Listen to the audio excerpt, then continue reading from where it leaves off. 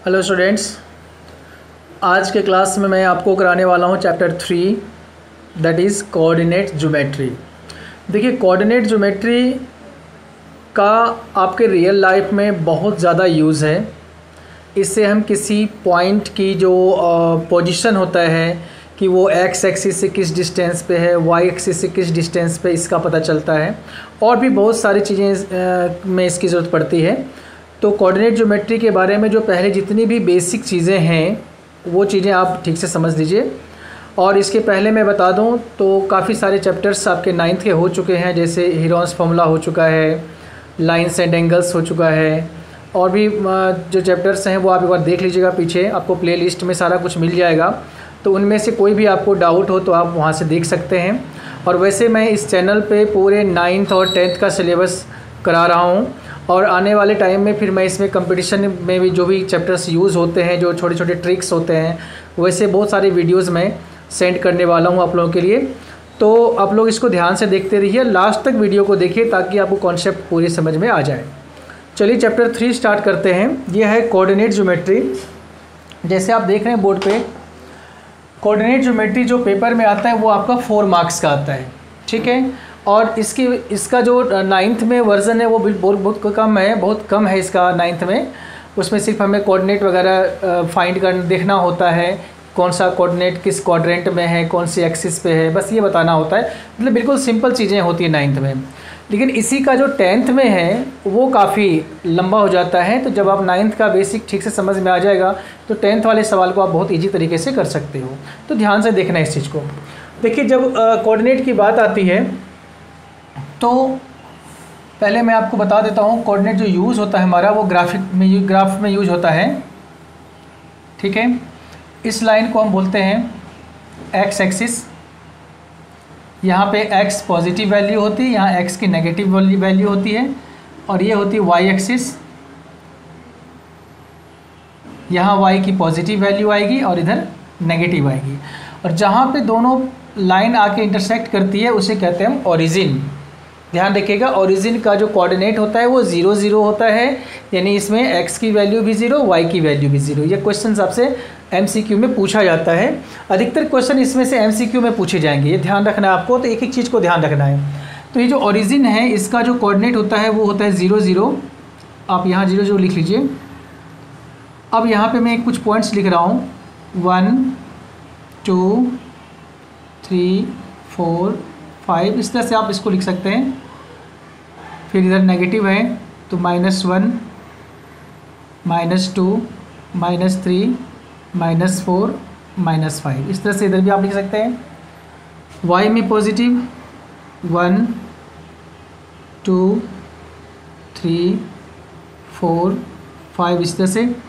और y में negative -1 -2 -3 -4 -5, इस तरह से आप इसके जो कोऑर्डिनेट्स में जहाँ तक अभी आपको नंबर लेना है वो आपके क्वेश्चन के अकॉर्डिंग वहाँ तक नंबर को आप बढ़ा सकते हैं, ठीक है। अब देखिए, इसमें पहले मैं कोऑर्डिनेट के बारे में आपको बता दूँ। सपोज़ कि कोई ब्रैकेट है, उसमें 2 नंबर्स हैं, 5 है एक और एक -3 है, ठीक है। अब इस पूरे ग्रुप को हम कहते हैं कोऑर्डिनेट। ये हो गया कोऑर्डिनेट। इनमें जो 2 नंबर्स आप देख रहे हो, ये जो नंबर है 5, ये x की वैल्यू होती है और इसे हम कहते हैं एब्सिसा। और -3 जो है ये y की वैल्यू होती है और इसे कहते हैं ऑर्डिनेट। मीन्स एब्सिसा और ऑर्डिनेट दोनों मिलके जो बनता है वो हो जाता है कोऑर्डिनेट। x की वैल्यू एब्सिसा होती है, y की वैल्यू ऑर्डिनेट होती है।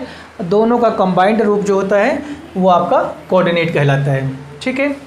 एक चीज़ आपने देख लिया कोऑर्डिनेट, एक तो पॉइंट ये हो गया मेन आपका। दूसरा पॉइंट है कोऑर्डिनेट ऑफ ओरिजिन। ओरिजिन का जो कोऑर्डिनेट होता है वो क्या होता है 0 0। अभी आपने देखा 0 0।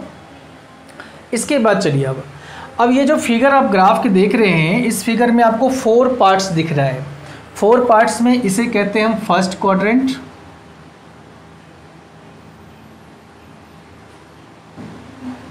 ये हो गया आपका सेकेंड क्वाड्रेंट, ये थर्ड क्वाड्रेंट और ये फोर्थ क्वाड्रेंट, ये 4 इक्वल पार्ट्स में डिवाइड हो जाती है। ठीक है, अब आप देखिए कि फर्स्ट क्वाड्रेंट में अगर कोई पॉइंट होगा तो उसकी साइन क्या होगी। जैसे अगर हम कह लें कि x की वैल्यू अगर यहाँ से हम 5 लेते हैं और y की 3 लेते हैं, तो सपोज़ ये 5 का आएगा, ये 3 का, यहाँ पे पॉइंट बनेगा, यानी 5 जो होगा वो भी पॉजिटिव और 3 जो होगा वो भी पॉजिटिव। तो जो फर्स्ट क्वाड्रेंट में वैल्यू होती है वो दोनों की वैल्यू पॉजिटिव पॉजिटिव होती है, मीन्स प्लस प्लस हो जाती है फर्स्ट क्वाड्रेंट में। ठीक है, सेकेंड क्वाड्रेंट में देखिए y की जो वैल्यू वो नेगेटिव है और जो x की जो वैल्यू वो नेगेटिव है, y की पॉजिटिव है। तो x की नेगेटिव है, पहले x की आएगी उसके बाद y की आएगी, तो माइनस प्लस का जो होगा रिलेशनशिप वो आपका सेकेंड क्वाड्रेंट में जाएगा। थर्ड में देख लीजिए कि x की भी नेगेटिव है और y की भी नेगेटिव है, तो दोनों का वैल्यू नेगेटिव वैल्यू दोनों का इसमें आ जाएगा, यानी थर्ड क्वाड्रेंट में माइनस माइनस वाली वैल्यूज़ आ जाएंगी। और फोर्थ क्वाड्रेंट में x आपका पॉजिटिव है और y आपका नेगेटिव है, तो जो प्लस माइनस वाली वैल्यूज़ हैं वो आपके फोर्थ क्वाड्रेंट में हो जाएगी। देखिए क्वेश्चन आपके जो एक्सरसाइज हैं उसमें से कोऑर्डिनेट्स कुछ दिए हुए हैं और आपको बताना है कि इन विच क्वाड्रेंट दे लाई, वो पॉइंट्स किस क्वाड्रेंट में लाई करते हैं, तो वहाँ पे आपको साइन का ही काम करना है। अब आप देखिए कि जो क्वाड्रेंट है उसमें x की वैल्यू क्या है, y की क्या है, दोनों के साइन क्या है, x की साइन और y की साइन, और उस साइन से आपको पता चल जाएगा कि किस क्वाड्रेंट में आएगा। सपोज़ कि हम आपको एक पॉइंट बता रहे हैं, जैसे मान लो कि -2 और 5 है। अब ये आपसे पूछा जाए कि किस क्वाड्रेंट में लाई करेगा, इसके लिए हमें ग्राफ बनाने की ज़रूरत नहीं है।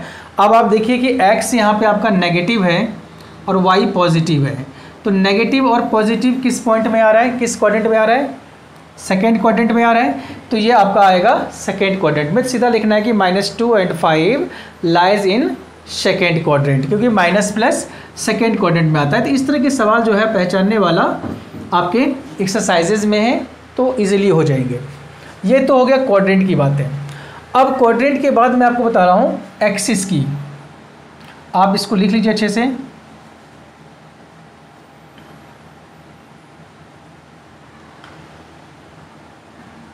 फर्स्ट क्वाड्रेंट दोनों पॉजिटिव वैल्यू है, second quadrant x negative y positive, third quadrant both negative, and fourth quadrant positive and negative. ठीक है, तो ये आपके क्वाड्रेंट हो गए जिसको कि हम डायरेक्टली कोऑर्डिनेट को देख करके बता सकते हैं कि किस क्वाड्रेंट पे लाई करेगा। ठीक है, अब आएगा यहाँ से एक्सिस की बातें। अब देखिए कोई वैल्यू सपोज़ कि आपके एक्स एक्सिस पे, एक्सिस मीन्स लाइन, एक्स की लाइन पे कोई पॉइंट है। सपोज़ कि एक पॉइंट यहाँ पे, मान लो 4 पे कोई पॉइंट है, यहाँ पे कोई पॉइंट है, तो इसकी कोऑर्डिनेट क्या बनेगी, एक्स की वैल्यू 4 और वाई की 0, क्योंकि वाई का तो कोई नंबर है नहीं यहाँ पे। ठीक है, इसी पॉइंट पे बन रहा है, तो y की वैल्यू 0 हो जाएगी। तो जब हम इसे लिखेंगे नी point on x axis,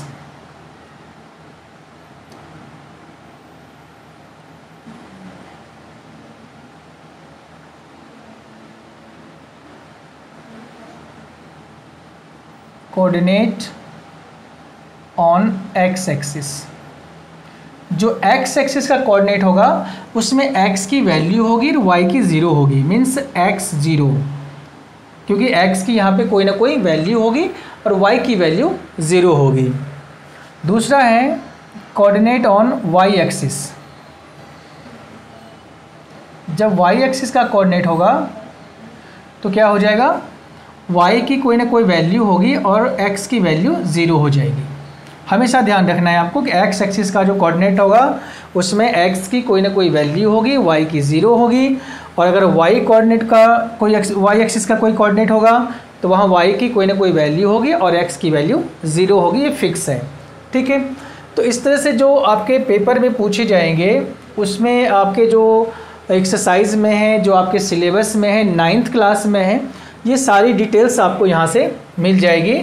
abscissa देखो कई बार ऐसा भी होता है कि ये कह देते हैं कि एब्सिसा ये है, ऑर्डिनेट ये है, तो कोऑर्डिनेट क्या होगा। तो एब्सिसा ऑर्डिनेट भी मैंने आपको बता दिया कि एब्सिसा जो होती है वो x की वैल्यू होती है, ऑर्डिनेट जो होती है वो y की वैल्यू होती है। तो इससे भी आप कोऑर्डिनेट बना सकते हैं, इसकी साइन देख सकते हैं और साइन देख के ये पता कर सकते हैं कि वो किस क्वाड्रेंट में होगा या किस एक्सिस पे होगा। एक्सिस पे तभी होगा, ध्यान रखना है, जब आइदर x की वैल्यू और y की वैल्यू कोई एक वैल्यू ज़ीरो हो। अगर x की ज़ीरो होती है तो कौन सा कोऑर्डिनेट बन जाएगा, कौन सा एक्सिस बनेगा, y एक्सिस। और अगर y की ज़ीरो होती है तो आपका आ जाएगा वो x एक्सिस पे। तो ज़ीरो वाले एक्सिस पे आएंगे और जो दोनों नंबर वाले हैं उसको आप साइन से पहचान लीजिए कि वो किस क्वाड्रेंट में आएगा, उसको क्वाड्रेंट में आपको शो करना होता है। तो 9th क्लास में यही चीज़ें हैं और इसके अलावा कुछ भी नहीं है। तो इस क्लास में मैं आपको जो बेसिक है पूरा कोऑर्डिनेट ज्योमेट्री का वो मैंने बता दिया। अब नेक्स्ट क्लास में मैं आपको जो क्वेश्चंस हैं आपके वो मैं बता रहा हूँ कि किस तरह के क्वेश्चंस हैं और कैसे आपको करना है।